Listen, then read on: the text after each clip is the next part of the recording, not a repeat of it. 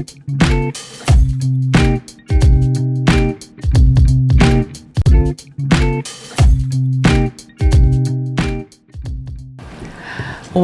to Chats from the Peak, where God's favorites link up. My name is Lara. My name is Memi. And this is Chats from the Peak.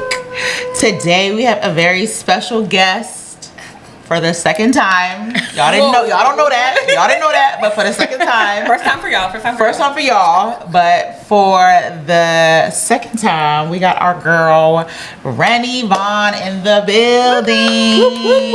Hi. We're gonna drop her bio in the chat so you guys will read that, and we're gonna read her bio a little bit later when we, find out all things about Renny. Okay, but for those of you who are new here, welcome to Chats from the Peak. This is our podcast for the extension of Marriage Pinnacle, which is our marital support platform geared to millennial couples of color, where we provide resourcing, tips, tools, coaching, and community. We really believe that at the end of the day, every community stems from a healthy marriage, which produces a healthy family, and then ultimately builds a healthy community. So that's really the premise that we stand on. And so on Chats from the Peak, we talk about all topics, all things relationships, all things marriage. And being two first generation Nigerian Americans, we just bring our cultural experiences to the table as well. So if you're new here, we want you to hit that notification button. We want you to subscribe. We want you to stay tuned and join our Peak Seekers community. And if you're a returning Peak Seeker, welcome back. Welcome back. Thank you for coming back. Today we have a good episode. Every now and then we really try to tailor episodes that are not necessarily just for married people, even though we really do believe our content is for any person who's in a relationship, any person who's looking to be in a relationship. But it's always nice when we can get somebody who got a little bit of experience, boots on the ground, who's in a similar space, because sometimes our little sisters be like, we hear you, but that's not where y'all are anymore. So Can y'all really relate? So sometimes it's just nice to have somebody who maybe has similar experience, might not even be in the same space, but can drop some gems and bring some of their experience to the table. So like I mentioned before, we got our girl Renny Vonne in the building. And so for those of you who do not know, number one, I'm gonna ask you to stop what doing, pause it real quick. If you're listening in on audio tune, I saw audio tunes. If you listen on iTunes, is iTunes even a thing anymore? Don't show your age. I don't know what iTunes is. I don't know what iTunes. I just made that up. But Spotify, Apple Podcasts. Pause real quick. If you watching on YouTube, pause real quick and go to at Renny RENNY.VONNE on Instagram, on TikTok, on YouTube, right? Yeah, we there too. So, and go and check her out. The girl is hilarious. Number one, she is a hoot. But then I feel like, in being a hoot, I feel like she drops gems, and I feel like we are girlies that we love gems, so if you got a gem, you a bit of us. And so Renny is, I'm gonna read her very short bio, which I feel like minimizes all that she does, and so I'm gonna let her speak to it. But Renny Vonne creates a wide range of content, from comedy to commentary on light social issues. She's most recognized for her satirical characters such as Dr. Mrs. Lawson, go check her out, and the husband material hostess. Like I mentioned, you can find her on TikTok, Instagram, all of the platforms at Renny Vonne, Renny.Vonne. So Renny, I'm gonna ask that you just tell us a little bit more about yourself, like outside of Instagram. Who are you? Tell us a little, where you from? I'm just so humble. So that's fine. Not too much. Not too much. I am super hilarious. That is who I am. Stay humble, girl. Real humble. So born and raised in Nigeria, but like my U.S. claim is the DMV. Whoop whoop. What else? I don't know. I stumbled into content. It was an accident. You know how it is. You make one funny video. I mean, I always know I was funny, right? Ain't that crazy? And I told my friends, I will never forget. I think 2011, I told one of my friends, you know, I was like, I think I would be a comedian, and he laughed at me. You know, that's how you knew you was funny. That's how you knew you was funny. But it didn't mean nothing to me. Then I dropped my first video, and it went viral. Come on, first video. Yeah, I woke up and I said, "Wow, that's me. People want to know me. That's me." But I was afraid of my talent. I really was. You know how it would be. I do know how it would be. It's like Moses. Moses said, "I'm gonna run away. I'm gonna run away." Ooh, you know, that's how I felt. Hallelujah. So I said, you know, the talent is too much. So I went MIA for like 6 months on TikTok. Even TikTok is scary. Like you wake up and it's like, oh my gosh, like people know who I am. Yeah, people know who you are. So I ran away because I was like, why people ask me who I am? I took off my government name because Anyway, so I dropped one little funny video, and I knew it was funny at that time. It was the husband material audition. I made it. You know, I laughed. I said, "This is good. This was good. That was I feel like this speaks to the girl. That was good stuff." I laughed, and once I laugh, you was it's like, a wrap. it. I don't need no validation. If I'm right there, we outside. So that's what I did. I dropped it, and I remember I was like, I had to take a train up to New York for work, so I dropped it. By the time I got to New York, blown. What? At that point, I said, I think we're onto something. And I really enjoyed making that content because at that time, it was. I feel like, how old was I? I was 31. And I think, and all my friends were single. Most of my friends were single, so everybody was going through the same dating. They were very relatable. So it was something that just spoke to to a lot of our age mates, and so I knew I was onto something. I was like, wow, talking about the woes of dating, my girls will understand. And it became something else because then it would be people that be like, yeah, wait till you see Kenyan men, love from Kenya, love from South Africa. And it was exciting. You know, I was traveling at the time, so it was really exciting to be at the airport. That's when I had to really fake humility because people would be like, I know you from somewhere. Like, I don't know. And then at the end of the flight, they're like, oh, you're from TikTok. I'm like, oh my God, it's me. But anyway, so yeah, that's what I do. I try to make content. My thing is to use humor to like kind of talk about the things that real things, the nuanced things that us as Black women, as Nigerian women living abroad are going through. They're so nuanced and they're usually not captured like in like shows. Like Insecure is a great show, but there's so many nuances to the things that influence how we date that aren't captured. Agreed. You know, so African mother being number one. Okay. The auntie association. The uncle association. You know, your friends, I don't know about you, but like I feel like as we get older, friends change in their belief systems. And needing to adapt.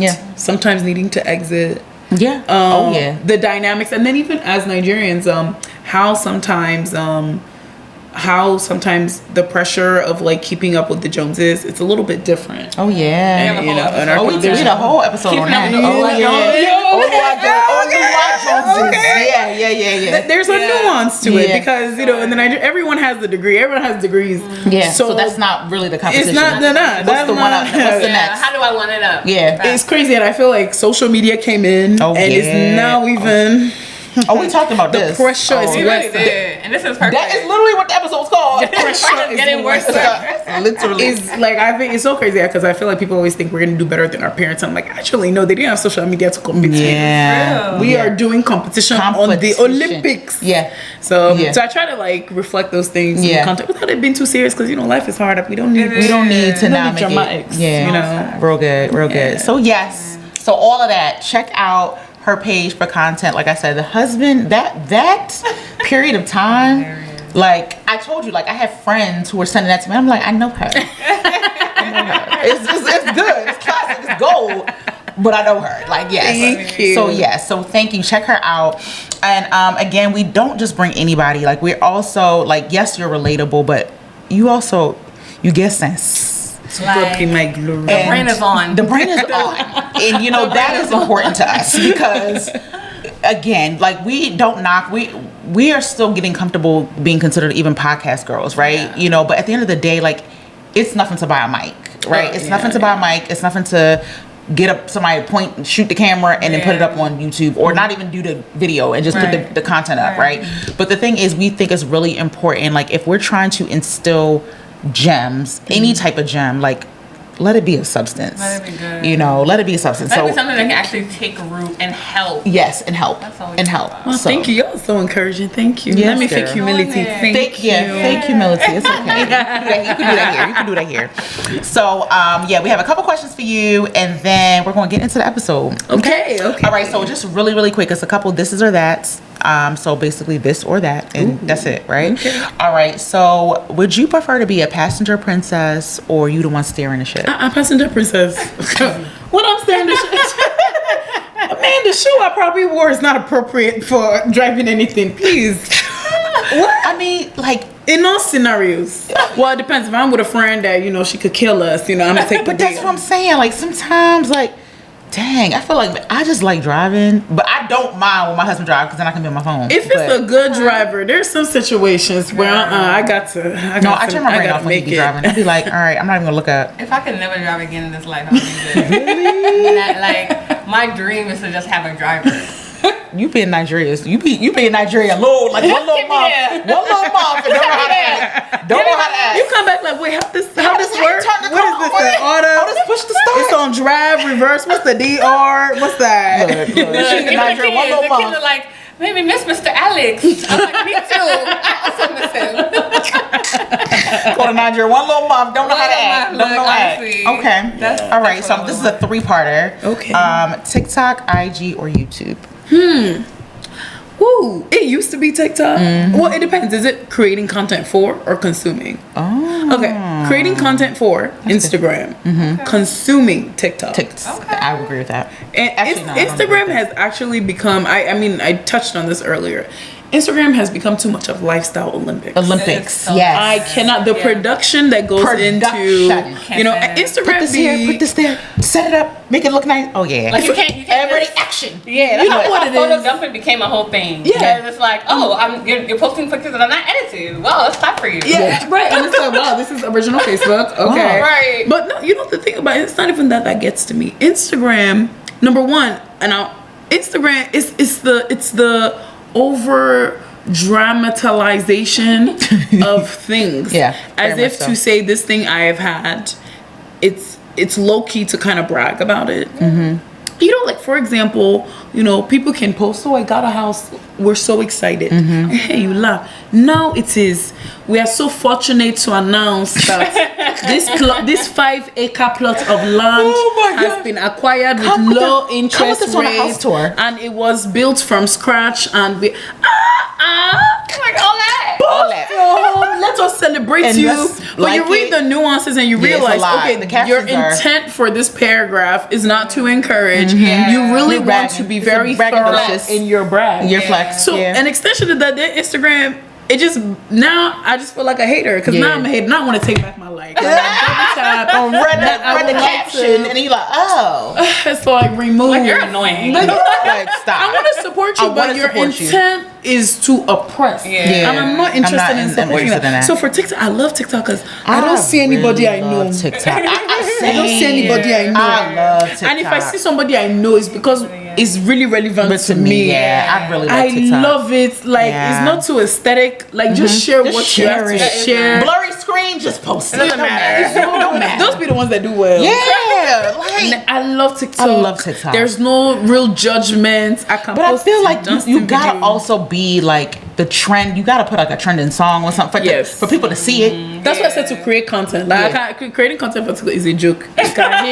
It's true. One of my stuff hits today, 500,000 today, 200 tomorrow. So TikTok is a place of vibes. Yeah. Instagram is more consistent. It's vibes. I'm coming for the vibes. It's vibes though. It's where I can be a Gen Z. Yeah. So I'm joining their dance trend. Oh, are you? Oh, I saw that. Listen, I said, and they commented. Dance friends did you do? I said, I did. It's the as a man one from Rema. I did the dance, and said- they wrote these kids. They wrote, "Oh, we are doing Gen Z coded." I said, "Wow, is the rudeness for me?" She said, "These kids." These kids. I said, "I can't pass for Gen Z." It's Yeah, okay. you can. So yeah, TikTok to consume, but to create, because Instagram has been consistent in still showing. Yeah. They may not be high, but it's consistent. It's People can still consistent. see Level. it. Yeah. Levels. Yeah. Yeah, that's good. Okay. All right. Cool.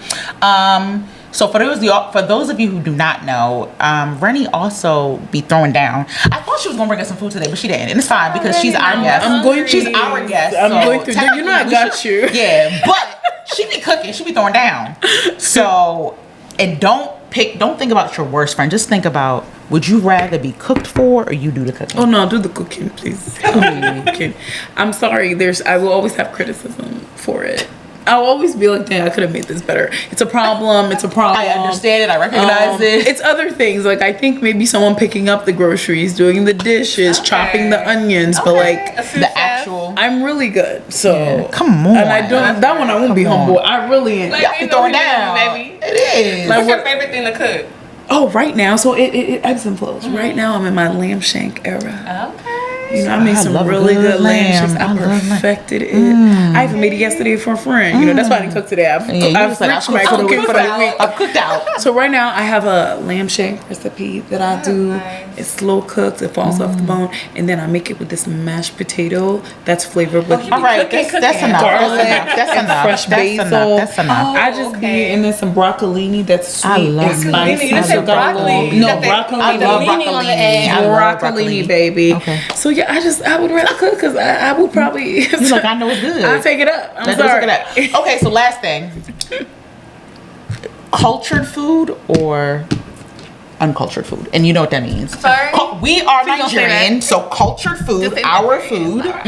Or otherwise. Or other, as I said, or oh dang, I'm not trying to be shady, guys. I was not trying to be shady. I was just saying I Nigerian understand. versus not Nigerian. That's all I meant. See. Stop it. Now you're making them think I something. have to save us. Yeah, So here's sorry, the thing, before you like I get canceled. said, I'm on a lamb shank situation, Which is right? not I'll really. do lamb shank. I have my short rib, but you see, no matter how much I travel out, You always I come home. You always come back. I even have a funny story. So I have a friend who we met in Abuja. We've been friends for years. So when I'm in Abuja, he always takes me out to like lamb shank, those fine dining. So when he came over, I was like, oh, let me host you. Like, let me make you some of the stuff I make. Like, you know, he's in America visiting. I was like, let me get lamb shank. This guy looked at me and said, please, I want peppered goat meat. No matter how far we go outside, Always. I always call it a reset. Right? I need pepper. Yes, I need pepper. If I've gotten into this like habit, if I'm traveling somewhere for a conference, I already know they're gonna give me sandwiches to death. So you know what I do? You pack your own. No, not pack. It's okay. I'll go there to eat sandwich. But before I go, I'll cook okra. Oh, you said also when you come home, you always have your food ready. And it's gonna be banging. I'll put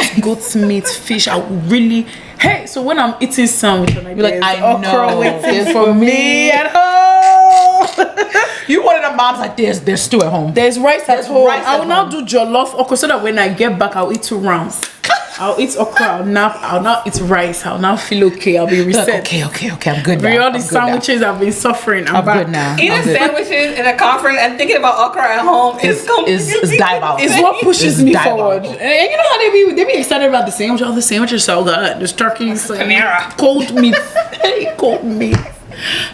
Cold meat. I've got meat waiting at home, you know. So I can warm up. It's okay. I'm screaming. So that's how I am. So it always comes. I always gotta come back home. Sometimes I'll be like, people that are non-Nigerian, how are you? Like, what? How are you surviving? How are you cooking? You don't know the love, right? Is it a is it okra? Is it what? Is it egusi? Is it? There's so many options. There's options. Is it rice? You Yeah. know? Is it suya? Like I just we have options. There's so many options. So when people And are then like, nothing I'll take from other people. yeah, Wait, what's sometimes Nigeria be eating suya, Chinese mac food? and cheese. Yeah. What do you mean? I'll even do mac and cheese. I'll do oxtail with jollof rice. I'll do rice and peas with goat's meat. You know? Fusion. Combined. Listen, that be sending you to your ancestors. You Yes, connect so- to African Yes. food is I'm the telling best. you, it's good. It's bomb. Second to none. Sorry. jollof rice and oxtail. Every time. Oh my Every god. Mine is jerk chicken and jollof rice. Ooh, and then That's it right there. Then we all Undefeated. meet. We now meet with Plantain. For those of you who can relate, If you know, you know. drop it in the comments. If you know, you. What's your favorite Afrofusion color? Come on. That's it. Plantain- we can always meet on plantain. That's where the black Brits are enjoying. Yeah. All join. They have, they do, because they know Oh, their culture, John. and they just Every there's Jamaican and this, they're all together. Everybody's in Every line. caterer understands the vibes. They understand You may the be vibes. Nigerian, you'll put jerk chicken there. Yeah. Come on. Yeah, that's good. All right, don't make us hungry. Okay. I'm starving. All right, so thank you for the This Is That. And so again, this episode is sponsored by our 100 Chats to reach a peak, our dating and engaged deck. Yes. So Renny, are you currently married? We just need to make sure. No. Not right now? No. Okay, just making sure. I'm not married. Okay, she's Let's not married. be clear. Okay. I filed those All right. taxes on check single. Single. Okay, so our Dating and Engaged, this is sponsored by our Dating and Engaged deck, and so we have a couple questions. Just two. We're not gonna make it tough. Okay, I'm able to, even if Don't it's worry. tough. I don't even want you to. That's right. All right. Pick one. Oh Lord. All right. Okay, that's an easy one. All right. What do you consider as hitting below the belt? Hey, a lot of things. I'm sensitive.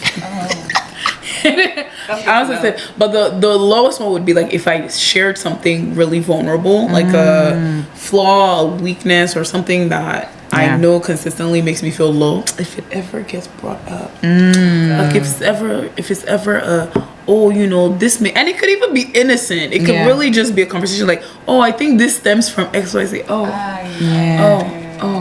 It's like, wow. So because I confided. Yeah, because I chose you worthy enough. Because I put down my ammo for 2 seconds, you have turned it against me. Yeah. No. That's People good. do that without even knowing. Without knowing. And like I said, it really could be innocent. It could be, I'm convincing. I just feel like if I share something in a vulnerable space, I have to allow for that topic to be brought back up. Agreed. You do not get to bring that up. Yeah, don't do that. that's I good. like So that. that's below the belt. I like that. Thank you for that, Renny. See, they said I have brain. You do. You have Brain sense. is brain. You have sense. You have I sense. tell you. I'm gonna give you this one. This one's an easy one too. What did you learn from your worst relationship? Hello, is the mic on? Ooh, let me sit up. What did I not learn? Okay, let me be kind, because it's been years of healing. So I'm for that. Come on now. That's the key word there is healing. Praise God. Yeah, we So heal we're not from that. taking that into the next relationship. No, so that's good. it's long gone. However, I'm always says I'm so grateful for like I only had one very serious relationship that ended. Awoken, whatever. It's woke up. Yes, it will call. The slay in me. At a certain point, I looked at myself and said, me. Me. A whole me. A whole A whole me. me. I'm actually too good for this. Yeah. It really it made me like, it kind of forced me into this mindset of no. You are so great that you really deserve spectacular. Come on. You I really love that. so I was forced to learn it. After experiencing so many bass boosts. Yeah. It's like the last bass. I said no. This is my last boost. No. Like, no. You've messed with me now. And it was a permanent thing. I remember I made a determination. I went to therapy. And throughout the therapy process, She shout went out with? to therapy. Thank you, baby. But it wasn't just therapy, it was prayer, exploration, accountability. What you say? Accountability. Come on now. Because I had to realize, like, even though I could point out the issues that person had, me too, that I was receiving it. What are things about me that likes to receive embarrassment? Why does embarrassment live here? Why is it the first time I was offended, it was not enough? Yeah. So after going through that, it just made me I decided I was going to be ready 2.0. Come on now. And I made a decision. I was like, I will never experience that type of heartbreak again. Yeah. I'm not saying somebody cannot break my heart, but that type that stems from me allowing it. Yeah. No. That's So good. would you say yourself, do you feel like you went in there with like a lower self-worth, or do you feel like it woke you up? Ironically, I went in there with high self-esteem. Prior to that relationship, I used to dismiss. In fact, I was almost serious because I went into a serious before that heartbreak. The relationship I was in prior to that, we were in it. The guy did like one of my things I can never tolerate in a relationship is the guy who raises his voice at me. The guy raises his voice at me, told me to shut up. I sat down, he left. And I remember I was 23 going on 24. I sat up, I said, he shouted at me. That's the end of it. Wow. And by the next morning, I just sent. He was so shocked. He said his argument. I said, no, I don't argue like that. Wow. So before that relationship, I went into it like that. But I will say, I remember the point where I knew I was about to like be in a bad situation was a year into the relationship. He did something I really, really, really didn't like, and it was even something I set parameters around. And I remember venting to friends. And there's a whole other topic that I always want to talk to, where it's about when friends should not even offer any support. I remember venting. He offended me, and I vented. I remember I even yelled at him. That was the moment where I was almost going to leave. Like I felt it. I was like, I need to leave. But my friends were nice. They were like, oh no, don't lose your temper. It's okay. And the moment I chose to forgive it, I was hooked. I had already, I've already forgiven. Compromised. Forgive two.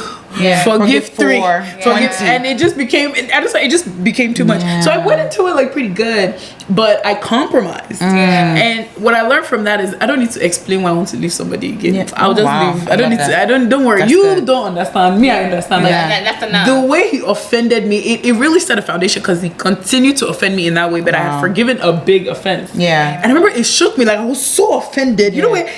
I was so offended. Like it twisted my whole stomach. Like I really let him have it, you know. And it wasn't like with words. Like I knew I was really offended because I went in on him, but it wasn't. I didn't use bad words. It was an articulate read. The level with which you disrespected me shows me that you don't have the intellectual capability to be with me. You know, it was that type of read. Like I was shaking, and I knew like this is the moment to leap in and leave. And when I didn't, that's it. Got you.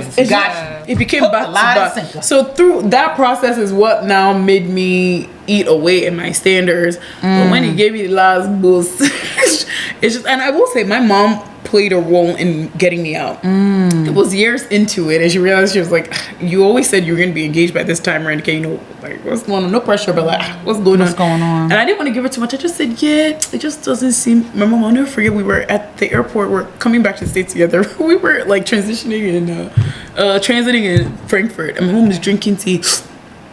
Let me tell you something, if he's not doing what you want to do, you need to move on.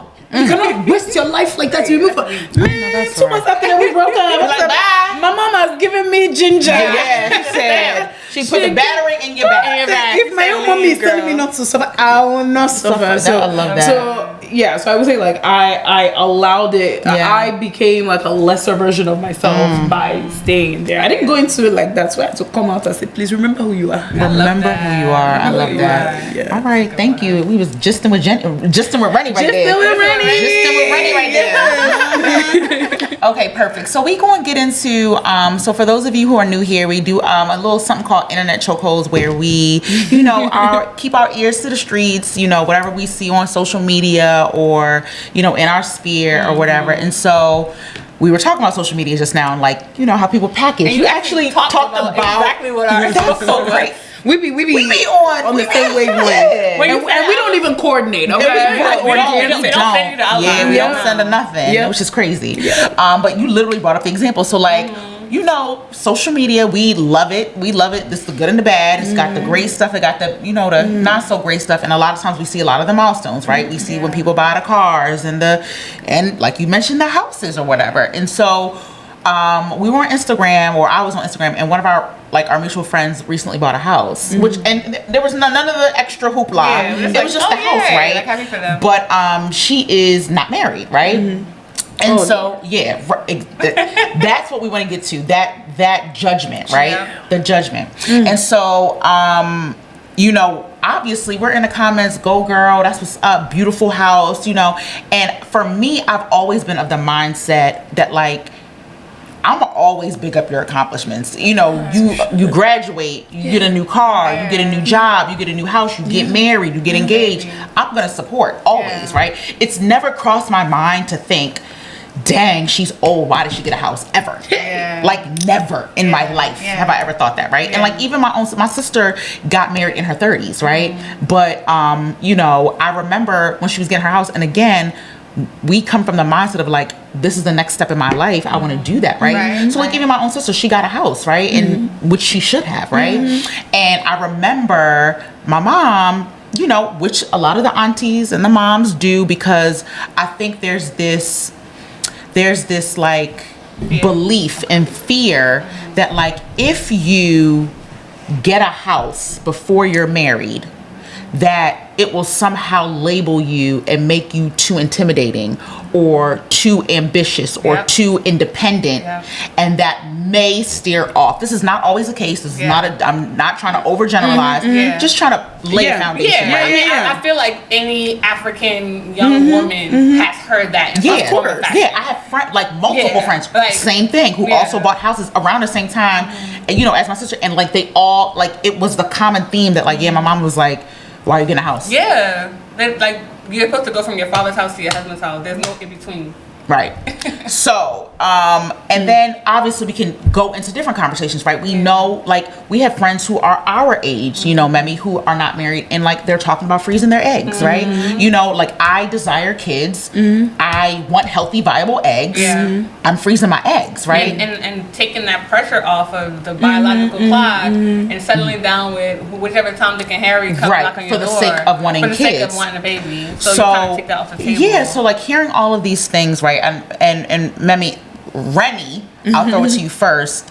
How do you reconcile these ideologies? Yeah, these like independent women. Nobody wants independent woman. Like, how do you kind of? I only laugh. I am the independent woman. She is me. She is I am her. Yes. You know, I have there's so many angles to it. The one about the house thing always cracks me up, because it's like, so you want me to be throwing away my equity so that I can hold still for what? It just never makes sense to me, because, you know, when we have that mentality, I feel sad, because we perpetually set up an environment for men to be insecure. You mean to tell me somebody that will be her husband because she bought house, he's having issues? Come on. Then you're not a husband. Then you step aside. If people helps weed, good. Weed them out. Like, if that's too much for you, then I'm too much for you. Then that's okay. You're going, like, you want to get mad at me that at an adult stage in my life I did something responsible. Like, responsible. I did the right thing. I'm not throwing my money away. Yeah, there comes the age where it's like, okay, I have rented for too long and I do have the down payment. Like, you want to judge me for that. So there's that piece where we create an environment where we make it okay for, we create an environment to welcome toxic men that would judge someone for doing the right thing. Then the other piece, sometimes I feel like, and I will speak as the single, child-free, doing well for herself, spending money on me. Come on now. You know, girl, sometimes it really is jealousy. And people don't even realize that they have that jealousy. And it's nuanced. So sometimes there's the women who never got the opportunity to graduate, make their own money, and spend it on themselves. So they have to they have to summarize your lifestyle in a way that makes you look bad, because they just can't fathom that you mean to tell me you use all your money for yourself. Like, they cannot, they don't understand. They don't get it. They cannot. And I realize you just can't. You really can't. You don't. There's that piece of it. And then there's the other piece of women that they used, they had a wound and they used marriage to now validate who they are. That is what makes it. So you are single and enjoying your life and you are happy. And you're happy. It must. We have to spoil it. Find something. We have to taint it. So we must emphasize that you are not married. And so that's my take on it. No, that's good. That's real. Because what really, buying a house is great. So you're telling me because I know your missus is a problem? It's fantastic. It's not easy to buy a house. It's independently. Because think about it. Independently, by yourself. But they don't want to hear that. See, they don't, because that's extra props. Anybody that's able to buy a house, anybody, man or woman that able to buy it, it's a huge feat. It is a big deal. But they cannot validate it because they are projecting. So now, because now they have to ask themselves, like, so she did it. Could I do it? Can I do it? You know, and the answer is probably no. And it's okay. And it's all right. It's okay. And I feel like there's a world where it's like, because I'm telling you that I don't own a home. And I'll be honest. I made up my mind. I was like, the way I'm so lazy, I will need husband to have a home. That's fine. And that's my personal choice. Okay. I looked at myself and said, can I fix boiler? I don't even want to fix boiler. I don't want to hear vents. No. I've decided I want a husband that does that. But that's a maintenance man. A maintenance man is going to handle it for now. It's even husband. I've made up my mind. It's even okay. Now. Okay. You know what I mean? Yeah. You know what exactly. Maintenance man. Either way, I don't do anything fixing. But that's like that is a decision I have made. You know, not because anybody else put right. Because so even as someone who thinks so for when I see a girl like my friends who are bought, I congratulate them. Like, you can take on this responsibility. It's a responsibility. It is. I feel like they should even give them props. Like, girl, you even did that. You did that. So it's always weird when they want to. It's just it makes me sad when people try to use a lack of a husband as a dig. It always doesn't make sense to me. It doesn't. I'm like, why? Yeah, it doesn't make sense. Yeah. So that's my take on it. It's what you think, man? Well, I'm the married friend that be telling my single friends like, yo, trust me, it's ghetto here. like I know it looks good. I know I make it look good, but it's ghetto. And so I'm very big on like everything you want to do it. Do it before you get married. Everything. If you want to go to Burj Khalifa and skydive off of it, go and do it before you get married. Because when you get married, it's going to be a man that's going to tell you, sit down. You gonna wait? I don't know this and this and this. You know. So as much as I love being married, as much as our platform is all about like the sanctity and preserving and creating strong, healthy marriages, there's nothing I love to see more than a young single girl that is living her best. Like when I tell you the joy, like it's like the joy is like I live vicariously through them. I'm like, so where y'all going next week? Where y'all going? What you doing this? What y'all eating? I have a friend. We have a friend, and she used to live in America. Hated it. She picked up her life and said and moved into Lagos. And she's a Lagos babe now. And she loves it. And you know, and even she is having these things where she's kind of like, but everybody's wondering, did I go to Lagos for a man?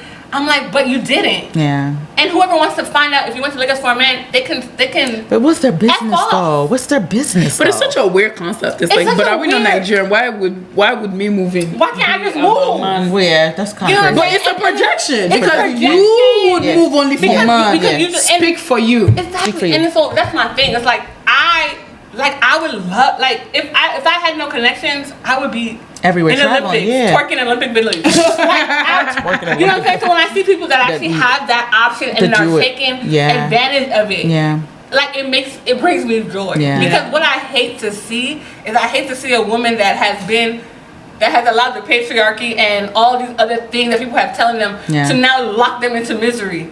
In the time of their life, like there's not a lot of like when you're single at 20, you're kind of broke, right? Like you don't really have common sense yet, so you're still just trying to figure yourself out. But when you're 30, you're single, you're beautiful, you have money. I'm sorry.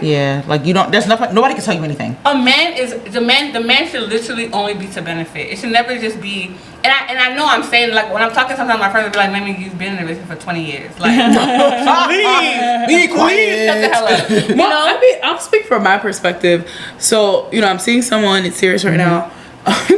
Poor guy.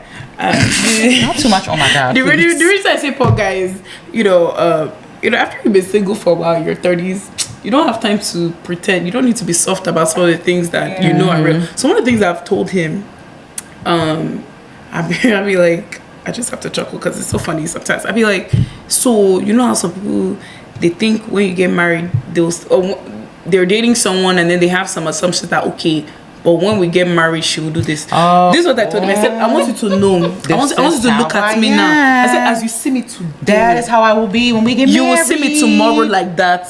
Okay. So I gave him a scenario. I said, so for example, like you see this dress that I wore that my leg is showing. I promise you, in pregnancy, that leg will show. Post-pregnancy, that leg will show. Okay, I want you to know there will not be an expiration date. So what you see today, you also see as I'm spicy, and because one of the things I do when he wants to so thankfully we've gone to a stage where we don't fight, we have disagreements, but we've gone to a healthy place where we probe. So one of the things I'll do is if he's saying something I disagree with, I'll say, but why?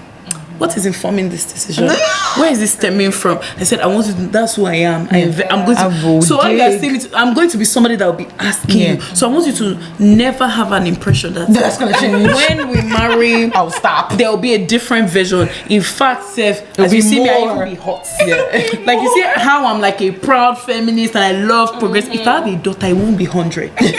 It will be 100. It'll be 100. So prep. Let's get ready. Let's get ready. So I say all that to say, like, I feel like it's for me, it's so important to like do all the things I enjoy. Yeah. So that's when we now get to the married platform, I'll say, hey, so this is how you met me. Yeah. So and you know that's how you met me. What's up. And you know what's up. I never pretend. I did not. I want to take it to 100 level that I know I can't sustain. So that's when I when calm I'm down, like, I say I've calmed down. I'll calm down for you now. I was traveling every 2 weeks. Now I do it once a month. You see, I've cut down. Because it's like, what's the point of putting yourself in a situation where because nobody gets married to get divorced, right? So we all get married with the idea of, we're gonna be together. I want to be 80 with this person. I want to be 78 with this person. Like, we're going to raise our kids together. Yeah. So what's the point of doing, like, knowing yourself, right? Knowing who you are, knowing the things you like, knowing the things you like to do, and then now cutting that off. Yeah. Because you want to now live the rest of your life. But people do that, though. People are lied to. A lot of people do that. They are lied to. They're lied to. And then or the thing is, they put up a facade of things that they can do,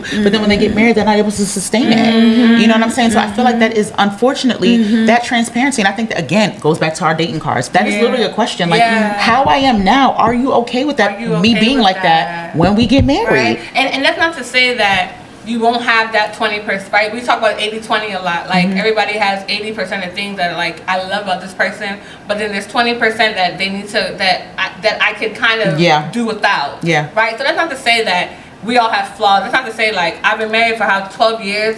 I'm still working on my flaws. Yeah. You know what I'm saying? Like, I'm cognizant of them. I'm aware of the things that I do that he may not like, or that bring down, you know, like the kind of health of my marriage. Yeah. But those things are work in progress. So not to say I'm just going to be like, oh no, this is who I am. I'm like that, right? But so I'm talking about flaws, not personality, right? Not things you enjoy, but flaws, right? So not to say that you're not working on your flaws. You're always going to work on your flaws as long as you're aware of them. Yeah. But the problem is when I now tell you that, for me, you said leg, my own is cleavage. This one right here. There was something. Leave me alone. Cleavage. But when I dated my husband's mom will always be like, cover our property. And you're like, please. Till tomorrow. This one right here, covering our property. This one will be pushing down. I'm like, Mammy, can you pull it up a little bit? She's like, no, I'm like, push it up, pull it. This is who I am, please.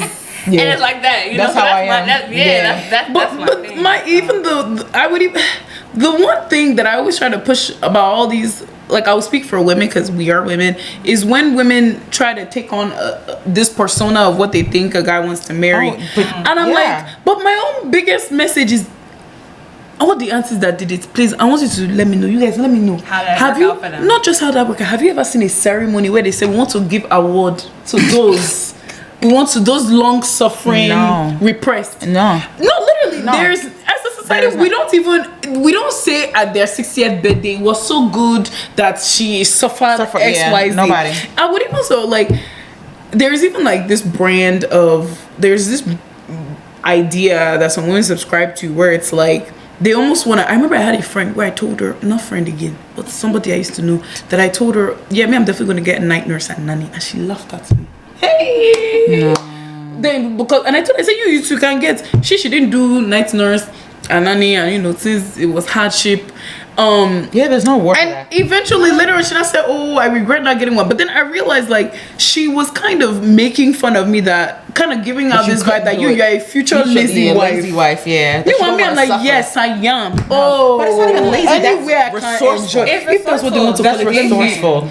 But there's just this idea that if I raise my shoulder to suffer, if I raise my hand to suffer, I'm gonna be a good wife. And it's unfortunate. And it's like you're just like even because I think like granted, and I do feel like because not unfortunately, but like when we think about our parents' generation, that is what a lot of the mothers did, right? A lot of the mothers did all of the child rearing, all of the cooking, all of the cleaning, all of that, right? And so there's an expectation that you're supposed to do those things, right?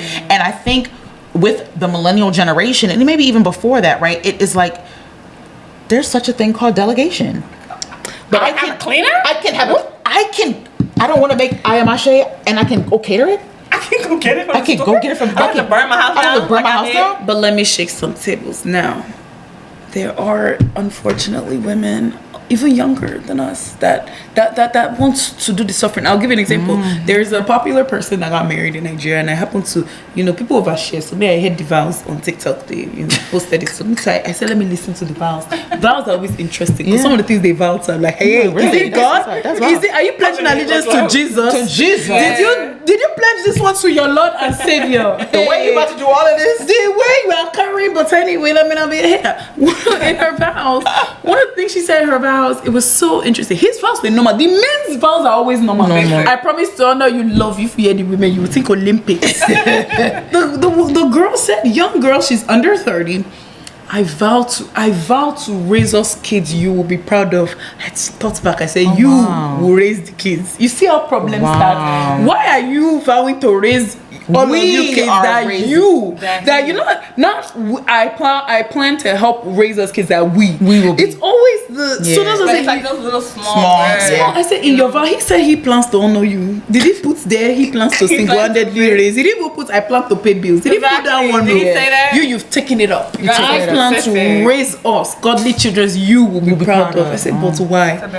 Who is sending you on this mission? Nobody. You. So there even there are things that people do take on. That is true. And I think that, again, I do still think it comes with this expectation until you're in it. And my thing is, like, there are some people who thrive in this area, right? Yeah. Like, I was destined to be a wife. To be domestic. And to be domestic. And that's my life. And I love everything about it. And we need them. And there are people like that. There's people like that. Yeah. And I don't knock it, but I also think that there's also this unrealistic expectation that some people put on themselves. They think that they have to do certain things, and that delegation is wrong, getting help is wrong, outsourcing is wrong, when it's just making your life and your husband's life better. But see, I'm the contrarian, because me myself, I still don't say it is okay self. Even those women that they're like, oh, my destinies, because I used to be okay with saying, oh, it's cool, but then I think about the implication of, but really, then what are we messaging to girls? What is the general message to girls? Because there's always more. At the end of the day, if we even take it from a spiritual perspective, everyone has destiny and purpose. Yes. There is something in your brain that is worth pursuing. In addition, because then what then can you teach your daughter? Like, I'm so excited to one day have a child because I can't wait for my child to even witness what I am doing. I can't wait for my child to speak of this is what my mom does beyond nurturing me. This is the impact on the world. So even with that, like even with, yes, take your mission in marriage and parenting as you should. That is a huge responsibility. But I feel like you should use it. It should even fuel your purpose even more. That's good. It's supposed to even make your passion to do whatever it is you want to do stronger because you have young ones watching you. And you cannot say all you have to present to them is showing them how to tie their shoelace. Where are they tying the shoelace to walk to? Come on. There has to be more. There's always more. So when women even, I don't even believe in allowing women settle in that mindset. Like, yes, be a great wife and mother, but it is to launch. You and your husband are walking where? You're taking your children where? There's somewhere to go. Something to do. Even if it's a once a week crochet club. Even if you are mentoring a child. Even if it's something that you say, mommy does this. You have to. So I don't even believe in just women just settling. To me, it's a cop out. Like, so God gave you that. That's it. That made me think of Soledad, and this could be us, right? Like her whole life, her whole life was about being a homemaker. And she thought that's what she had to do. She thought that was her destiny. And it wasn't until she divorced. But it's crazy. It's something unlocked. The thing is, it was always in her. Though. It was always in her. So that's exactly what you said. So, but it was still in that vein, right? But she became like this enormous influencer about homemaking. Like, she was cooking. Exactly. Everything, but it was her purpose. All the stuff that she was still doing as a mother and a wife, but she now was able to share it. And that's interesting. It goes back to I feel like our episode with Kemi about like she had the gift of all of these things, but it was buried. And then until she got out of the marriage that she was in, and now she's in a relationship, and just even being single, she was able to explore all of these gifts that she had. So and that is how people do end up turning their marriage into their barrier. It's like, who sent you? Who sent you to do this? Who sent you? nobody. You decided that you want to, like, when I hear some girls, I'm telling you, before I used to be open, I've closed my mind. When I hear girls taking pride in fact, there's this new wave of young influencers under 30 married in Nigeria, in that Lagos, day in the life of devoted wife. I love, because I say, is there a wife that is not devoted? But anyway, I digress. Devoted wife, content creator, business person, entrepreneur. She now detailed that she went to the market, picked up the food, did 2 minutes at her job, came back, cooked 3 soups, went back to her job. I said, you are mad. This is not okay. Burning, this is not. Burnout is real. Giving this idea that to be a devoted wife. Meanwhile, her husband was just tasting soup and watching football. No, but I literally just saw a video about that had gone viral. Y'all probably saw it. I know. I don't want to call the name. I don't know her name, but she's popular. But she was cooking with her daughter. Oh, this is another one. Okay, no. This one was cooking with her daughter, right? And it was a whole video. The daughter was washing meat, cutting tomato and onion, and then like cooking. And it was all about like, oh, I'm teaching my daughter how to be a woman, right? And so when you first see it, it's kind of like, okay, that's nice, like teaching your daughter how to cook. And then at the end of the video, the brother and the husband is eating down with the food. Can you imagine? And so everybody was like, so you're teaching your son to be lazy. That's crazy to me. So that was exactly what I thought when you said like, what are you showing your kids? That's not cool. Yeah. The boy shouldn't have to cook now. Yeah, why not? The boy was nowhere to be found, and he was like a little bit older. Chopping. But the girl did everything: blending, frying, cooking. Yeah. I even forgot about that. They even brought mortar and pestle to be pounding in the kitchen. Wow. She's like, I'm teaching my daughter. And everybody was like, and so the son is going to be used to. Yeah, that's what they're expecting. And then we now start perpetrating that you're labor to get man, to keep man. It's not like that. Yeah, it's not like that. Agreed. And people will now say, but you cook. I said, it's to God be His glory that I like. Yeah, you have to say you enjoy it though. You see, I didn't break food today because yesterday I lived lamb shank. I've used my energy. Do you see? So that's it. You see? So is it what? The quota has been met. It's a scam. Yeah. I'm even a scam. It's a scam. When I feel like it, I do it. Yeah. And trust me, after I've done it, I don't feel like doing it anymore. You're not gonna get it. I get it. And I'm even doing it for the gram. Yeah. Sometimes I'm not posting it. I'm not doing it. Well, eat that rice. Please do saute some bell pepper there. I know that's right. Give me peace. That's right. Yeah. So okay, I love where the conversation is going. Right. So again, I mean, if you have not guessed, we are going to be talking about just like what it looks like dating older, so over 30, right?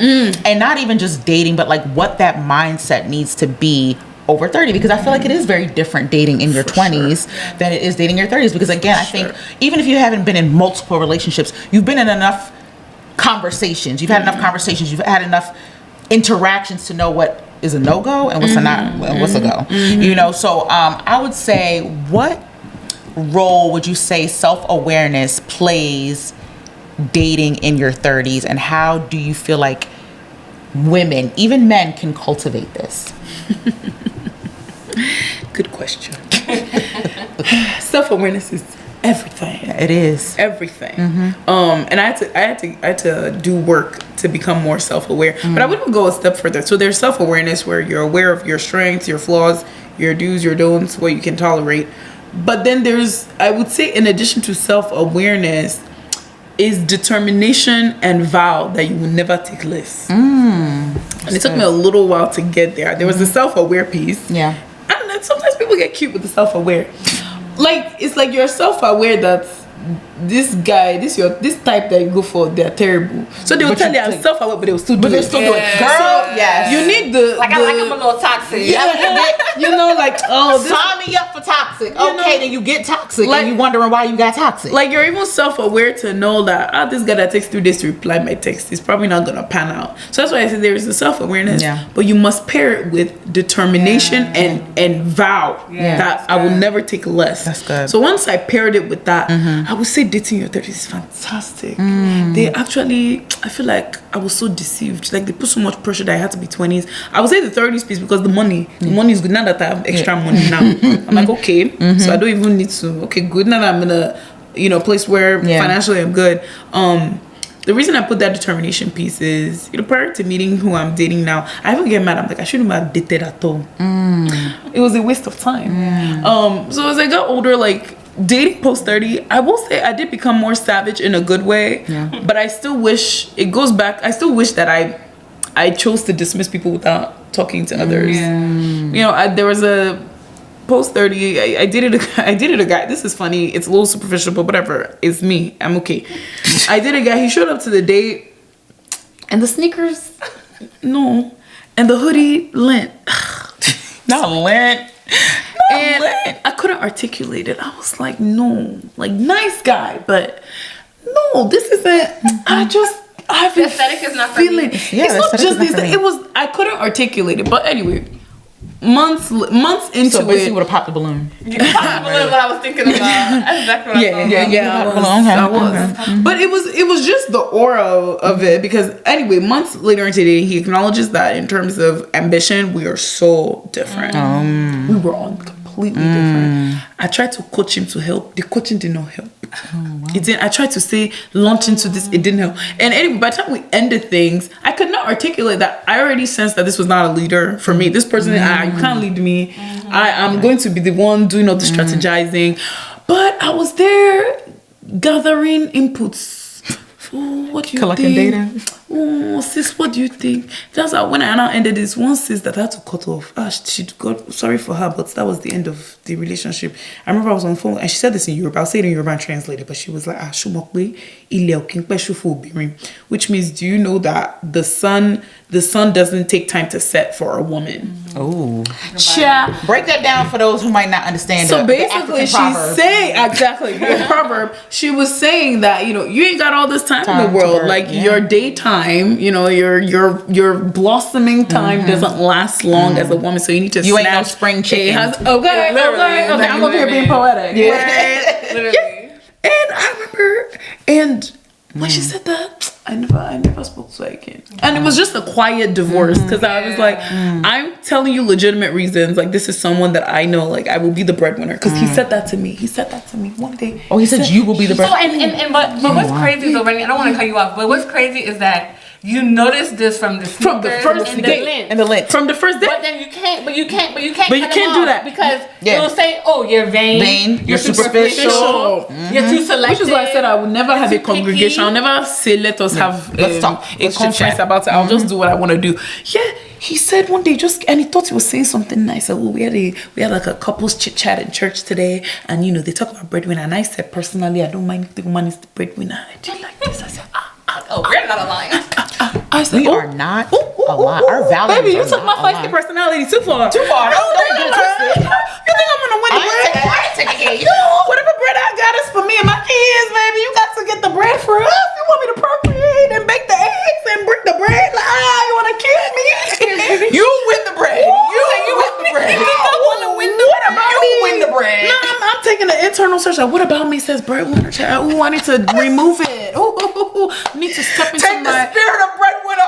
Princess, God, remove it. It's anything in my identity that says breadwinner. Remove. He said that, and anyway, we didn't last long after that. So they tried to get me to win bread. Oh, all men that want me to win bread, God, remove them. Remove them from my life. Hey, Renny, I will not win any bread. The bread I win is for me, Lord. Bread of designer bag and makeup for me, Lord. Not bread of mortgage and light bill. God, take this from me. My God. Oh, Jesus. No more comedian. Please, too much for me. I can't reach I gotta take it back. And so he went. So I knew it. I was like, oh no, this is not a man. I came to the date looking good, and you came with lint. No, but it speaks to the care. Yeah. It speaks to everything. It takes care. That's why. And now that I'm older, I can articulate that. Oh, okay. I came put together. I put in the effort. Perfume is expensive. I spritz my good perfume. Yeah. I put in the effort to lure you, and you keep lint was on your hoodie, and you wore it. And you thought it was wow, okay. You cannot remove links from me. Yeah. And I could so that's one thing I learned. So in terms of dating over 30, I think once I now got past it was great because then I was just no cut them off. No. Swipe it left. Swipe left. No. So when my guy came, yes. Yeah. Easy. Yes. I saw check. Easy peasy. Easy peasy. You know, so I love that. I just think more people should be okay being sad because it's your destiny. Like be savage. It's your destiny. And so be what? Be savage. Just wanted to make accommodation. Be savage. I want to put that on a t-shirt. You'll get We'll get proceeds. Yeah, that's good. That's what I wish they taught me in my 30s. Be dismissing them. You don't have to be rude, but it's okay. You just say, nope, I've not seen it. Yeah, that's good. All right, I feel like it leads into another question, right? So I feel like when you are over 30, and again, there are some people, I want to keep saying, because I want people saying it's only people under 30 that know these answers. No, so we're not generalizing it, but we're saying when you're over 30, a lot of times you are more self-assured. You know who you are a lot more, right? Yeah. And so a lot of times if you've done the work, you know, like your values, what your like non-negotiables are, right? Yeah. And so I think an episode that we did for our single and like dating girls are like your red flags, right? Like your red flags, your green flags, the things that are like a check, like you said with your new guy, you were like check. And with everybody else, you're like, nah. But like, can you talk to us a little bit about how you identified your red flags and then how you knew this relationship you were in now aligned with your values? Yeah. So like how I identify red flags in the guys? Yeah, like what I consider like what are some of the red flags? Yeah. Number one, temperament. Anybody that talks, raise your voice. Woo. So is this something you say straight out the bat, or it's like, because sometimes it might happen and then you just cut them off, or do you like, these are the things that are like a non-negotiable? No, it's dead. No, I wait to see. What will I tell you? No, let me see it. No, so that they will not hide it. Next thing you know, you don't get married, they're shouting. No, I like to, I sit back. Just like the breadwinner, I did tell him I can't breadwinner. Tell me you want breadwinner. No, I don't say much. I don't say much. So yeah, that temperament piece, I don't joke with it. I don't, once the, no, like even in friendships, like if I ever went to that with somebody, we're not friends again, please don't talk to me crazy. I don't like that. That's number one. And then number two, you know, when you explore the guy and you have to assess, you know, how does your family rate you? Do they joke with you? Like do they think your input is useless? If so, I can't be the wife of the person that they think is useless. We don't ask him no questions. Next thing, you know, we getting the late invites to stuff. You know, they put together your parents' like celebration and we don't get no input. Now I gotta be attached there. Like, are you just the one that is useless? I'm embarrassed that my husband is the baby of the family. That's what happens with baby. There's baby, but it's really like, you know, he's always son, so you know, a little bit. That's the difference. There's a difference. I just need to know, like, do they just think they don't rate you. They don't rate you. No. And then I would say like the purpose. I mean, and the third one is ambition. Like you know, I got a lot. I mean, y'all ladies understand. Like I'm doing 1, 2, 3, 4, 5 things. What you doing? I need somebody that understands. Like and then because you need to be busy because I'll be busy. Like I don't like to be on my phone with my man all the time. He too, he's busy. Thank God. And we love when we meet. It's substantive. But don't disturb me. Like what were you doing? I was editing video. Asshole. Leave me alone. Like I need you to be busy. So I would say temperament, how you're respected within your family, if you're respected at all, and then ambition. Like you need to be up and doing. Okay, so I feel like those are personal. Like those are personal. Not red flags. Those are not red flags. Those are the things that you want, right? So those are personal. But then, like, what about like how do you assess like the universal red flags? Like for me, I would say universal red flag is somebody who cheats. Like that's a universal red flag. So like, how do you like now? Because again, I feel like those play into your values, right? Because you just said I like to be busy. I'm ambitious. That's a personal. That's personal to you. Like in them. I let them talk. I let them talk. So obviously, it's so red flags. When you hear how they talk about women, if you ask a guy about his ex, and you start hearing she's crazy, she's you're the problem. It's you. And I've had so many guys fall into that trap. Is when they start calling ex crazy, I'm like, please, no. And it will be a funny story. Oh, we dated for 5 years. Hey, so we dated somebody for 5 years. Think you should be crazy after 5 years? A little crazy? Me too, I'll be crazy. A little touch? A little bit. I too, I'm crazy. Me too. 5 years. So I would say that's like, so learning. So like, and that leads into, that's how I would say when you give them the opportunity to narrate something that has happened to them, that's when you that's when you learn about the cheating. Or sometimes when you are watching a show and maybe the guy is engaging in beginning steps of cheating, like emotional. I said, babe, look at that, he's sending a text. What do you think? What you think? Ain't nothing wrong with that. just a text. Is that right? You know, so I mean, I would say in terms of the red flags. So in terms of how it aligns with my values, it's laziness. Oh my gosh, I briefly dated a guy, and I have lots of briefly dated because I've been dismissing them, so I'm proud of that. 2 months be good. I briefly dated a guy. On the first date, he too was pretending, yeah, I'm ambitious, and it was something little, like he was in grad school and he had to like show up for like some trip, and he missed the flights for the trip. Again, my style, I dig in. I don't accuse. I had a feeling like I think he went to the club or something, but I ain't dive in. You didn't dive in. What happened? By the time he probed, you know, he went to the club to turn up with his friends a few hours to his right before his flight. Red flag. I'm like, what kind of person are you? Yeah, that's your school that you're paying tuition for. Yeah, that's crazy. Yeah. You know, and nice guy, but it's a red flag to me. Like, no, I don't have time. Like, no, if that's what you're doing for yourself, you're gonna miss flights for me. Like, so those are the way I just let it play out. I don't see kind of his values, right? Like what's more important to him? Like, you rather turn up with your friends, or you rather do this, or you rather do that, than what's important. Like what I deem to be important. Right. Yeah. Don't you want to be sober for your class the next day? Yeah. Going there to be popping. I feel like that's the one space where like dating and like meeting new people, that's the one place where it's okay to be judgmental. Because like you said, it's your destiny be savage. So like it's okay. Your dating is not the time to open mind. Close it. Yeah. Close it. Like you said, close it immediately. Close your mind. Because you have to marry this person. You have to marry this person. We're not talking the professional setting or just general tolerance for society. We are talking about somebody that you gotta share a bed with, you gotta share a lineage with. You're taking their last name. Why would you generations come from your lineage? No. So I will not be open. People play with that. Yeah, people do play with that.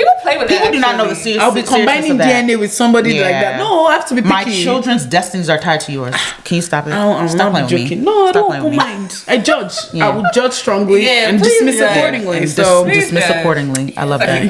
That's good. All right, because we do got another list. We got a listener letter. So this is good. But I have one more question. Okay.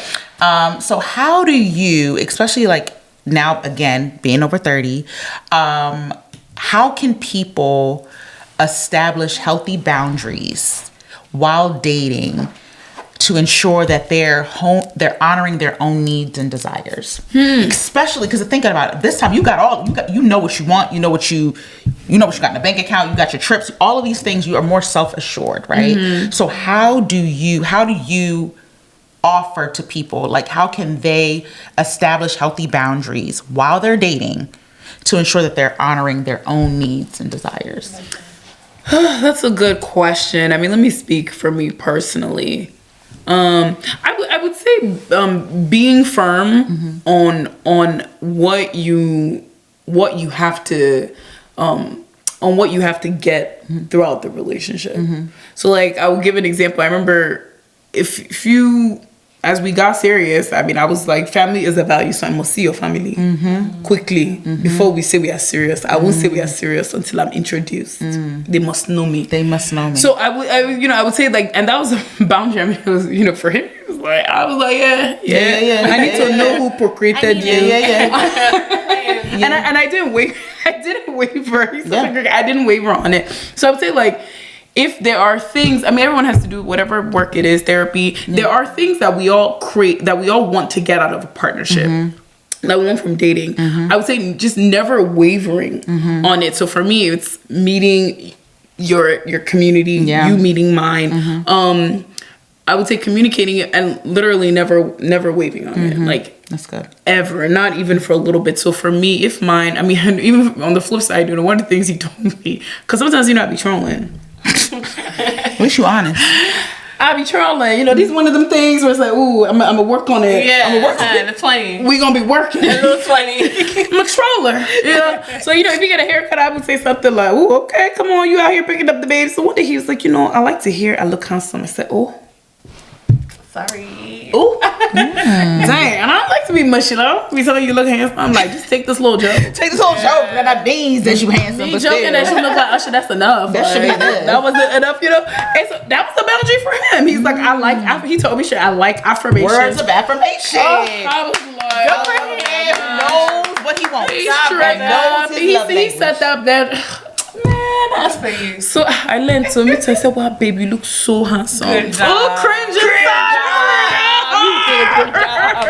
So, and he didn't waver on it. So it goes two ways. So I would say you literally need to know, and you need to know what in a partner you need. Yes. I'm in this romantic relationship. This is what I need. Yeah. And so I had to step it up. So okay, I need to be saying nice things. It's not every time joke. Sometimes be sweet. Be sweet. Or even sometimes if I say something like when I take you out on a date, he may reply and be like, maybe try to make it more romantic. I love it. It took me a minute. Love that feedback. I love it. I love that feedback. So now I gotta be like, oh, babe, I got a nice dress. I think, if it took me, God, it took a while. Yeah, I love it. But I had to respect his boundaries. Like, yeah, but that's a good conversation though, because I'm sorry to cut. No, it's fine. It's fine. But we're all a work in progress. Praise God. That's one of my 20. That's part of my 20. But like when you're talking about that independent woman, right? It normally does come with that strong, hard to be vulnerable. So can you talk about what is that? Like you're talking about, okay, now you can say, babe, I'm cute, but it's not easy. Still crazy. So what is that like? Yeah. It's not easy, my goodness, because and I'm a first daughter too, so I'll be coming in. First daughters, we are presidents. Yes, we are orchestrators. We are CEOs. We are. And but I will say, it took a little bit of adjustment. However, he also makes it easy. He be coming in, with solutions. Yeah. I love me a solution. Let me know. It took a minute. It's like shoulders are here. Ooh,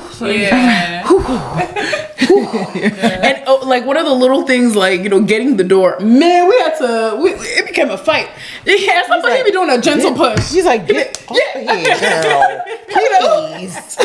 I got it. So it's a minute, but I think. It really did. I saw something on TikTok that was like, first daughters need the most reliable, and it's been that way. He does make it easier. It took work. It took mentality. It took work, and thankfully he's very good at communicating and telling me. I remember first times we were talking, he was like, "Yeah, your guard is really up." I said, talk to me nice. I said, "Whoa, talk to me nice." Whoa. And.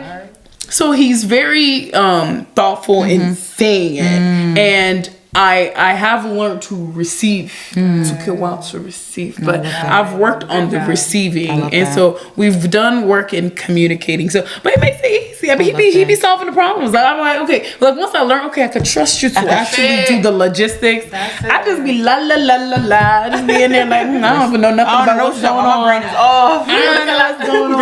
Brain is off. I told Lara to open this door. She was like, Tala. I said, Lara, door. Did you not open it? I opened it myself. It's cool. All our lives we've been learning it. It's time to let go. So I would say it's been. So I had to do that work. And I also realized there's a lot to gain from it. Yeah, it really changes the game. I love that. It changes the recipe of it. It's I gain a lot when I show me damsel. Yeah, you do a lot. I was so anti this whole femininity thing, because it was a whole thing at one point. And they spoil it because they take it too far. They take it to the left. They take it too far. Irritated me they with take it. Too far. But they're small points. But it's a little bit of a point. You whisper. Right? They do it. Because it's because what you said, there is a benefit in being resting in it. Yes, chilling, resting, allowing them to pour. Yeah, it's nice. Yeah, especially being the first daughter, what's even being firstborn, being Nigerian women, being it just. Don't you want to rest? You don't want. Do you want? Don't you want to rest? When you've had to take care of so many cousins, girl. I have cousins that are old. Now they get older. She used to change my diaper. Yeah, I did. Yeah. I had to orchestrate meals. It's not easy. It's but not easy. When they make it easy, I mean, there's just so much to gain. I'm like, you wanna take care of that? You got it. You wanna pay for it, so you want to figure out the payments. Pay for it. When they bring bills, I don't even. I don't even look. I've looked everywhere, but you literally become your brain turns off on certain things. I'm not my cell phone bill. When me and Taylor were dating, Taylor was like, "Oh yeah, let me just take just come under my plan." I have not seen a cell phone bill. That is it's it's so small, but it's just It's like little things you just don't even remember how to do. And I think it creates room to then be able to pour back into them. Yeah. Because now I really take care of other things. Yeah. So, okay, don't worry. Yeah, your massage, don't worry. I'll be able to schedule it. You know, like, it's okay. We can do a little tip for time. And I love that. It's that security and safety that women yearn for so much. Yeah. So it helps. Independent. I'm dependent. Yeah. I'm dependent. All right. So let's get into this little listener letter really quick. Members, you want to read it or you want me to read it? I'll read it. Okay, perfect. I wasn't even trying to be shady, girl. I wasn't. I wasn't. Dear MP girlies, I've been listening to you girls since your IG lives. Oh, geez. So I'm in the same boat as I feel a lot of women my age are in. I'm over 30, not married, no kids, great jobs, and a dating pool full of 2nd, 3rd, 4th, and 5th degrees of separation. She must be from the DMV. Must be from the DMV. Could be Houston. Could be Houston. Or Houston. Or Dallas. Yeah, one of the three. We got options here. I hate to admit it, but I'm really starting to feel the weight of time ticking and the pressure to find my person, get married, and have kids ASAP. I'm starting to find it really overwhelming. I always thought marriage was in the cards for me. I'd meet him in college or grad school, and when that didn't happen, I figured it would be at work or through a friend, but still no prospects in sight. So now I'm in the process of buying a house and potentially freezing my eggs. Girl, we done talked about That's that. what we talked about. Balancing what I want versus what everyone expects just feels overwhelming. How can I navigate this season of life while staying true to myself and managing the unknown? I value your opinion. Any feedback would be great. Sincerely, running out of options. Mammy, can I just say you did a really good job reading that? Oh, thank you. Wow, it sounded good. Thank you. I feel like I got wrapped up on. No, I'm just saying the sound. No, it sounded good. It sounded good. It sounded good. It sounded good. It sounded good. All right, Renny, we're gonna throw it to you. We'll throw it to you. What you think? So, I strongly believe a lot of my girlfriends, I'm happy to report, I think only one of my friends is even single right now. But the reason I bring that up is it's so crazy because a lot of my friends, I feel like when everyone decided, you know, it's high standard or nothing, like once they actually settled, it's radical. It may not even be what she wants to hear, but I feel like I got like into this phase where I was like, it's either going to be a really fantastic husband or a really great single life. There will be no in either way. Both lives are going to be savage. I love that. So I just rerouted everything back to me. Yeah. I remember that month, it was my birthday month that I even planned photo shoot. I told myself every year is birthday photo shoot. I know that's right. Every year. I had to create like a syllabus for how I'm going to enjoy my life. I know that's right. I had to be so intentional about it. A shopping savings account. Yes. A plan for my shoe collection. Come on. Then the auntie, like my auntie agenda. Like all the little kids that I'm the auntie to. Yeah. You know, for some of my nieces, I made matching tennis. We're gonna go do pickleball. I have matching pickleball outfits. is a new thing. You know, and I'm hip, so I got into it. So I created. So basically what I said was for all the current roles in my life, I'm going to be super that. For my friends, I'm going to take my time to curate their birthday gifts. I'm going to, and when you get into that, you be busy. You have a full life. Like when God has already blessed you with means, she says she has house, that means you have means. Yeah. You can create a full life. Are you a daughter? Be a super daughter. Yeah. Plan quarterly spa days with your mom. You know, be great to your dad, whatever.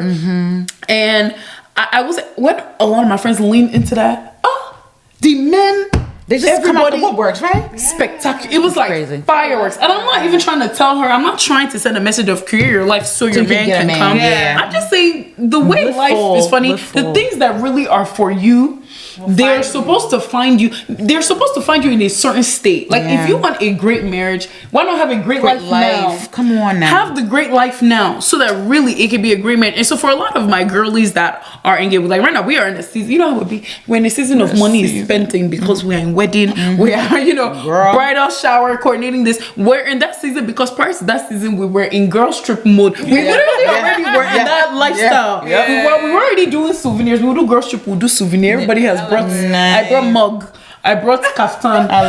We used to call thanks for coming. We were already like in that space. So by the time wedding come, it was already easy. Part of the flow. So I would say for women who are over 30 and have means. Having means you have open door of opportunity to do so much. Right. There's a business looking for you. There are volunteer opportunities looking for you. There's a girl that needs mentorship. There are college students that are looking for people to help them navigate careers. You yourself, there's so much love that you can receive by opening yourself to community of different sorts. Yeah.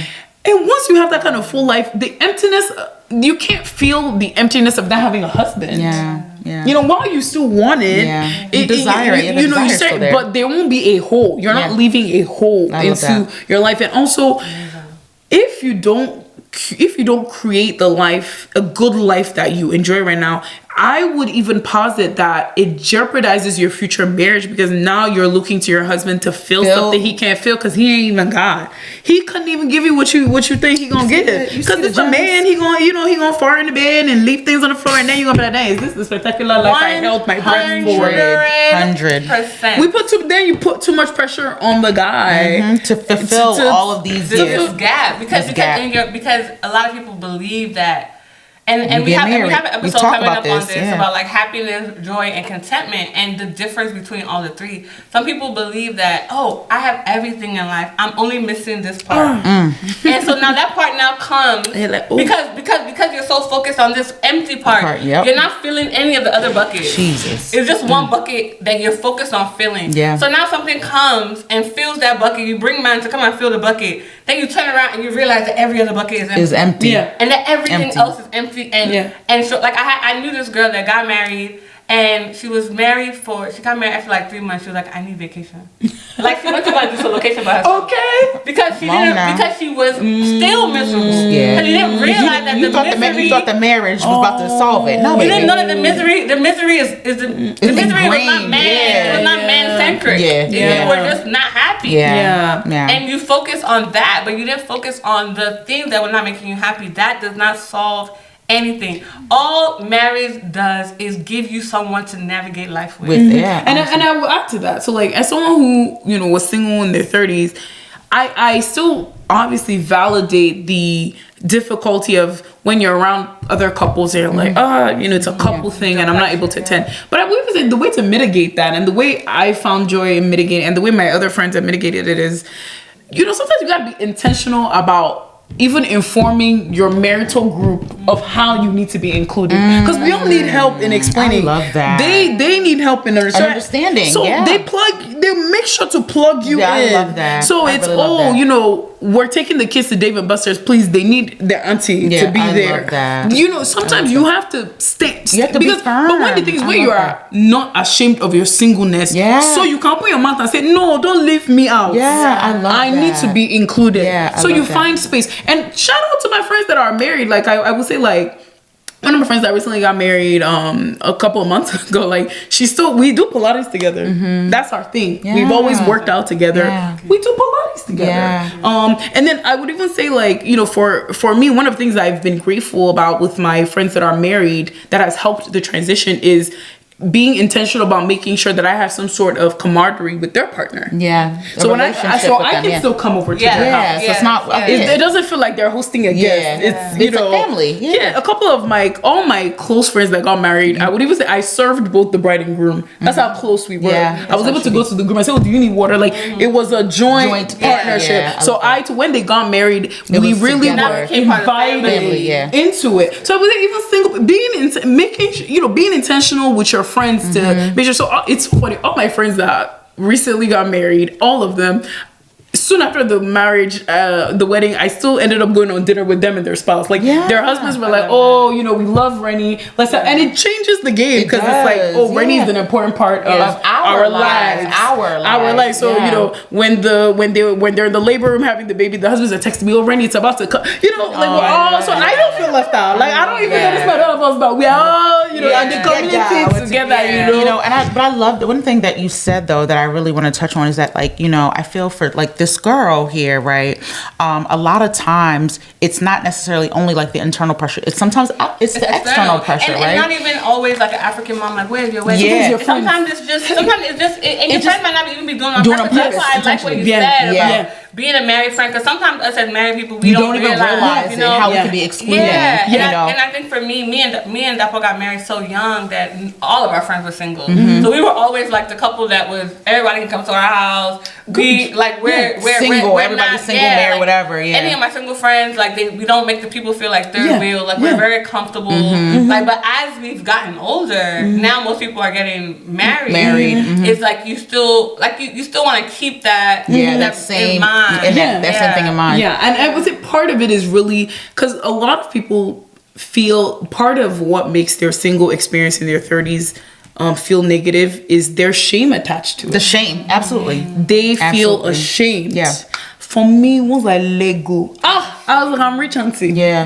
No, that's who I am. Changing the narrative. I'm thriving, Renny. And so even my married friends, but Renny, where are you going today? Like, my older brother's wife, spent the weekend with me. And, you don't even realize some of the things that married women miss about the single life. Oh, yeah. So I got my batch pad. I showered. I was listening to the Tim's album, and I was singing in the shower. I came out, had my little vanity mirror. Obviously, there's no kids coming to disturb you. And she looked. She said, "So these are your." No, women with kids, you just miss quiet.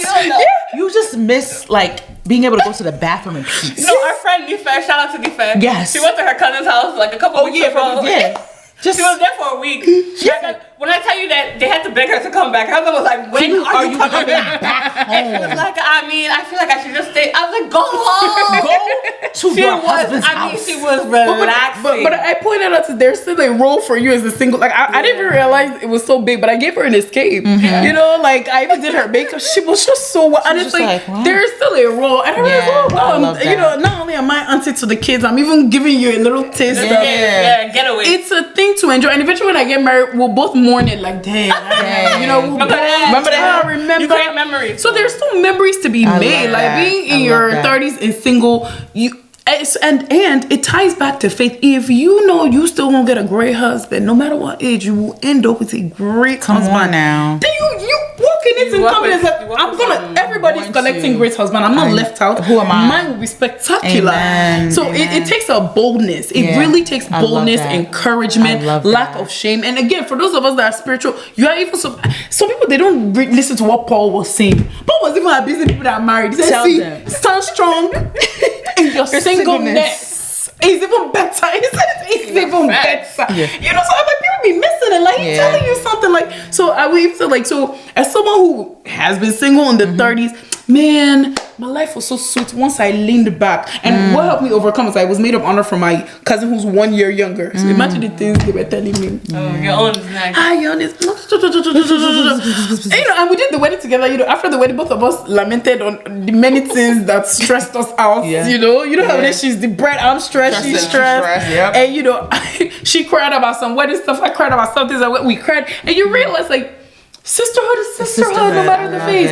You still play the role. You didn't leave me behind. I'm along with you. So I love it. I would tell this good girl, stand firm in your singleness. There's nothing to be ashamed of. You are still waiting for your great guy to come, and it's nothing to be ashamed of. You should wait. Yeah. So I love that. It just takes a lot of mental practice. But when you get to that level of savagery, nobody can shame you. Yeah. You even look at them. Come on now. Renny Vonne dropping the gems. You're gonna be our single woman correspondent from now on forward. Whenever. Trust me, she's gonna be back. That's what I like to do. I like to sing. I like to speak for that. And truly, I didn't even realize. It's so funny when you step into a calling. Y'all started with the lives and look what y'all doing now. It was an older Nigerian auntie that recognized me at the airport. She happened to be a couples therapist. I didn't realize, and she said, "No, the work you're doing is so important." And I said, "Work." I said, "Oh, it's work." It's work. And I had to realize that I was okay, there are people that are that's my ministry. It's your ministry. Any woman, and is single or married, any woman that society wants to, society, whether you're married, when you're married, is how many kids? Oh, what kind of mom are you? Oh, are the kids? It's every level, never ends. Every stage, and that's my ministry. It's literally to leave women alone. That is my ministry. Amen. Leave women alone. That's right. Thank you. This has been a spectacular episode. We want to give a big shout out to Renny Vonne. Make sure you look her up.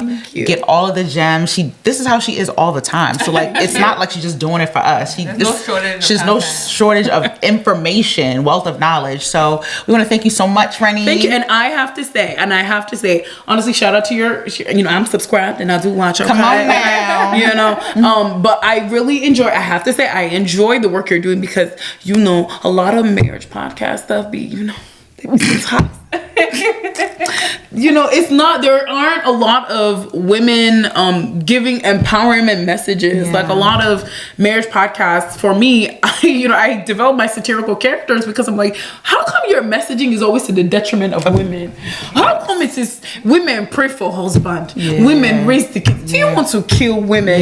So shout out to y'all for having such a positive, progressive, grounded platform that truly a girl can listen to and feel good after. Thank you. You got to feel like, dang, marriage must suck. That's not our goal. That's not our goal. Yeah, y'all hitting that. To show marriage is good, marriage is fine, and it's hard work. And it's work. I feel like we're trying to find that balance between people getting into marriage thinking it's going to be cupcakes and roses. It's not. Because it's not. But then also knowing that marriage is not it's to be enjoyed. It is. But I would say, to add to the messaging, because I won't lie, when I was younger and they say marriage is work, I was like, sign me off. Yeah. But I think as I've gotten older, what I realized the extension of that phrase is marriage is fulfilling work that yields something spectacular. Yes. And I feel like that's the part people don't understand. Is like, you have to put the work it will challenge you to really become a better person. For it to work, you really have to be a good person. You do. To be a good mother, you have to be a good person. You have to be patient. And I've learned those things with being around my married friends. The way they be selfless. I be looking at some of my married friends like, what? Don't worry, girl. It's coming. So giving. It's coming, girl. No. I'm saying in admiration. I knew the version pre-marriage. Hey, you are so patient. Yeah, you have to. You used to be so snappy. Girl, I knew your marriage is so healthy. You ain't snapping at me, girl. Well, I like you. That's good. Right. I love it. Yeah. So again, thank you. We appreciate that. We are just trying to do our part, our little small little part. So we thank you guys for tuning in to another lovely episode. Shout out to Renny Vonne, and make sure you like, comment, and subscribe for more content. Repost it. Follow Renny. This is another episode of Chats from the Peak. Woohoo! Bye.